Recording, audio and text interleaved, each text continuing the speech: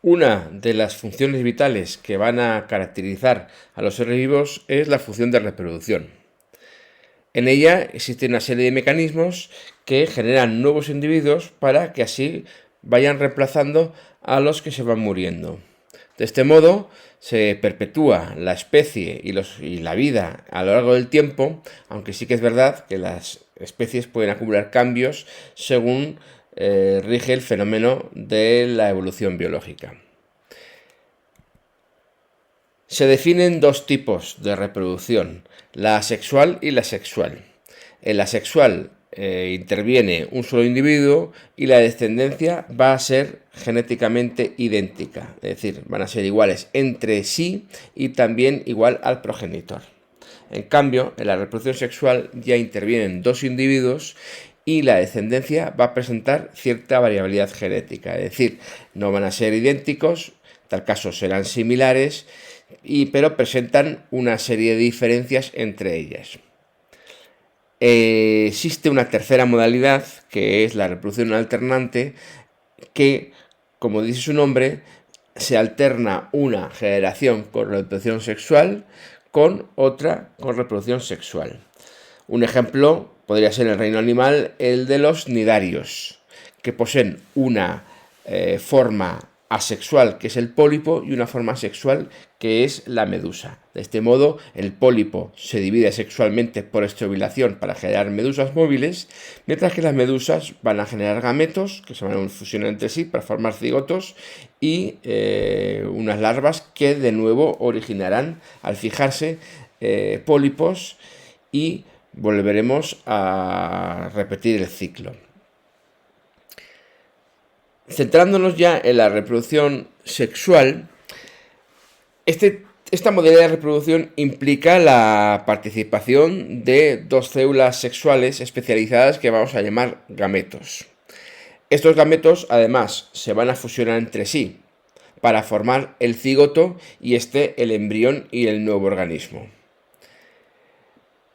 Con la reproducción sexual aparece una característica de los organismos que es el sexo, que tiene que ver con los gametos que puede producir.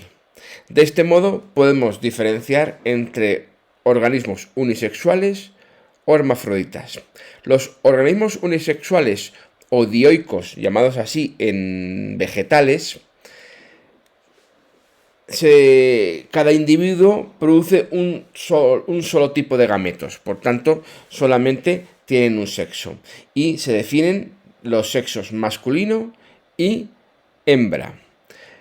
Además, puede haber o no dimorfismo sexual. El dimorfismo sexual es la diferencia que existen entre los individuos de sexos distintos. Existen casos en que sí que las hay, la especie humana sería una de ellas, pero existen casos en que no existen estas diferencias. Los organismos hermafroditas, llamados así en el reino animal, o monoicos en el reino vegetal, consisten en individuos que producen los dos tipos de gametos. Habitualmente se tiende a la fecundación cruzada, es decir, la autofecundación entre gametos distintos de un mismo individuo es bastante rara, no habitual. Lo normal es que los organismos hermafroditas produzcan los dos gametos y se intercambien los gametos entre organismos distintos, entre individuos distintos. Esto sería la fecundación cruzada. La especialización de las células para formar gametos se originó probablemente en protoctistas flagelados, tanto fotosintéticos como heterótrofos. De tal modo que se definen tres etapas en la evolución del origen de estos tipos de células. Al principio había una isogamia en la cual los gametos son móviles e idénticos tanto morfológica como fisiológicamente. Por ejemplo, existe un alga, que es este de aquí, Chlamydomonas, que todavía presenta actualmente isogametos. Entonces aquí realmente se define un gameto más y un gameto menos, y bueno, como puedo ver en la figura, son idénticas. Posteriormente se tendió a que uno de los gametos adquiriese un mayor tamaño con respecto al otro, de tal modo que se define un macrogameto más grande que el microgameto. Sin embargo, todavía serían móviles. Esto sería la anisogamia y serían anisogametos, otra especie de algas del mismo género que el anterior. Pronto, el macrogameto se incrementó muchísimo su tamaño y se convirtió en inmóvil, de tal modo que el microgameto pequeño es el que conserva la movilidad gracias a los flagelos. Esta sería la oogamia, que es el tipo de fecundación que está más extendido en los organismos, en la cual tenemos un gameto grande inmóvil que espera a que se aproxime el microgameto pequeño inmóvil. De este modo, por ejemplo, tenemos, en el caso del reino animal, pues el macrogameto grande sería el óvulo, mientras que el microgameto pequeño sería el espermatozoide, que conserva su movilidad. En el reino vegetal existe algo muy parecido, aunque se le dan nombres distintos, de tal modo que el macrogameto grande femenino se denomina oosfera, mientras que el microgameto pequeño y móvil, el masculino, se denominan anterozoides, que lo que hacen es buscar la oosfera y juntarse. El proceso de la unión entre los dos gametos se denomina fecundación. Además, los gametos se producen en unos órganos sexuales específicos que se denominan gónadas en animales y gametangios en vegetales. Como hemos dicho, una de las características de la reproducción sexual es la variabilidad genética en la descendencia. Esto significa que dos individuos que se reproducen sexualmente van a generar descendientes similares pero no idénticos genéticamente. Esto se origina por tres procesos que tienen lugar durante la meiosis y la fecundación. En la meiosis, que es aquella división reduccional que tiene lugar durante la gametogénesis o proceso de formación de gametos, se producen las dos primeras. En la profase 1 de la meiosis se intercambian entre los cromosomas homólogos, se intercambian fragmentos de cromátidas no hermanas, de tal modo que tienen los mismos genes, pero se van a mezclar genes paternos y maternos. Este es el proceso de sobrecruzamiento y es al azar, es decir, los fragmentos que se intercambian ni son los mismos, ni tienen el mismo tamaño en cada una de las meiosis que se produzcan en un individuo concreto. La segregación al azar de cromosomas homólogos se realiza durante la anafase 1 de la propia meiosis. En este caso, lo que se produce es unas nuevas combinaciones de homólogos paternos y maternos. Esto quiere decir que una célula diploide que va a sufrir una meiosis tiene un juego cromosómico paterno y un juego cromosómico materno. Cuando se produce la división reduccional, que es la primera división meiótica, no van a ir todos los paternos a una célula y todos los maternos a otra célula, sino una combinación de ellas. Además, como esta separación se realiza al azar, las combinaciones van a ser distintas en cada una de las meiosis que se realizan, y como consecuencia de todo esto, y en unión con el sobrecruzamiento, un mismo individuo va a generar gametos completamente distintos entre sí, con lo cual ya empieza a haber una cierta diversidad a la formación de los propios gametos. A estos dos procesos se le une una tercera fuente de variabilidad que está asociada a la fecundación. La fecundación se produce en la unión de los dos gametos. Lo que pasa es que si se produce una unión entre un óvulo y millones de espermatozoides que puedan aspirar a unir uno de ellos solamente va a poder fecundarlo. El hecho de que uno fecunde no está determinado, sino es completamente al azar. También hay procesos azarosos asociados a la fecundación, como por ejemplo el encuentro de los progenitores. Por lo tanto, la culminación de los tres, es decir, unos gametos ya totalmente distintos,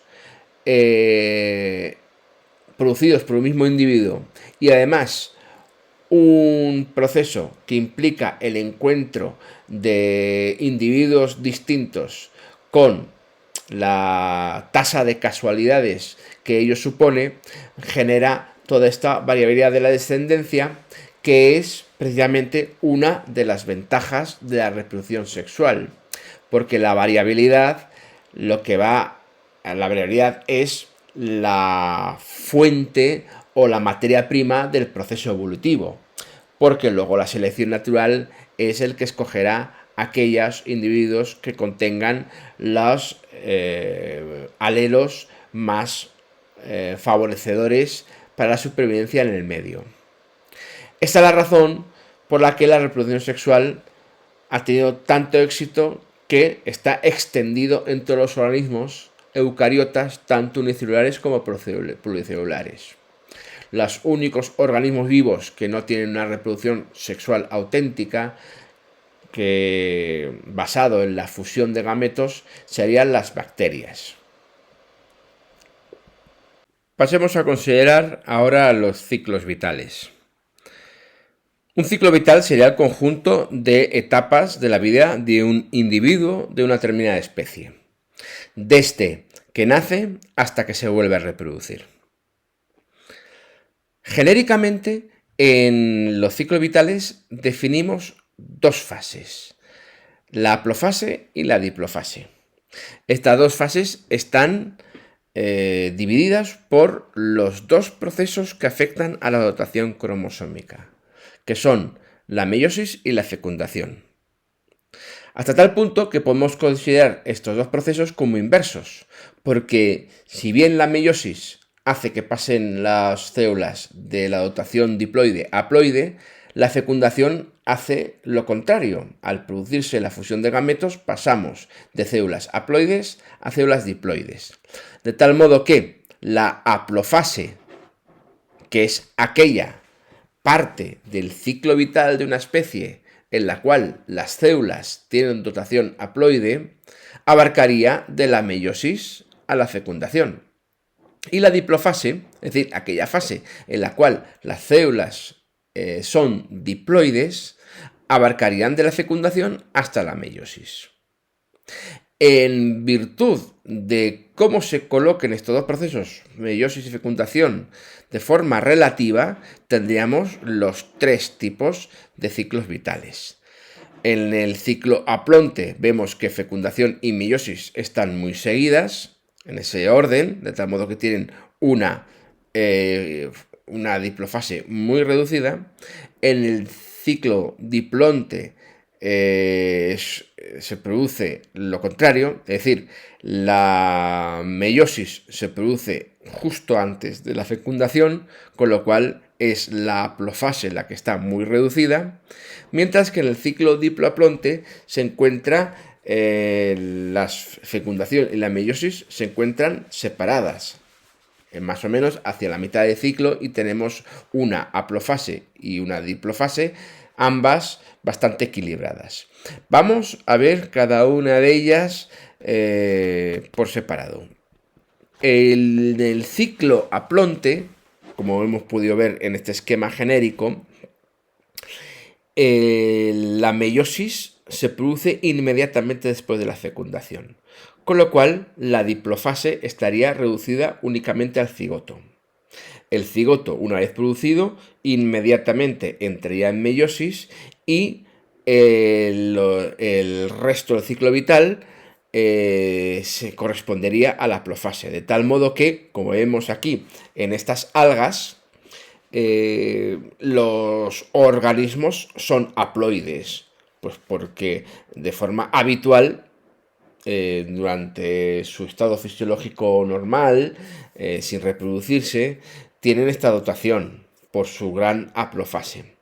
Como podemos ver, se produce en un momento dado la fecundación, la fusión, y el cigoto que se genera automáticamente entra en meiosis, y las células que se generan, las 4 células haploides, se liberan como nuevos organismos de esta alga.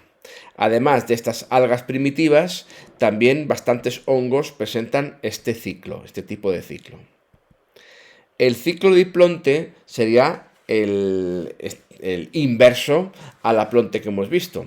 En este caso, después de la fecundación, existe una amplia diplofase en la cual están presentes los organismos adultos, y la meiosis se produce durante la gametogénesis, durante el proceso de formación de gametos, e inmediatamente se produce después la fecundación, con lo cual la haplofase estaría reducida únicamente a los gametos y los organismos adultos serían diploides.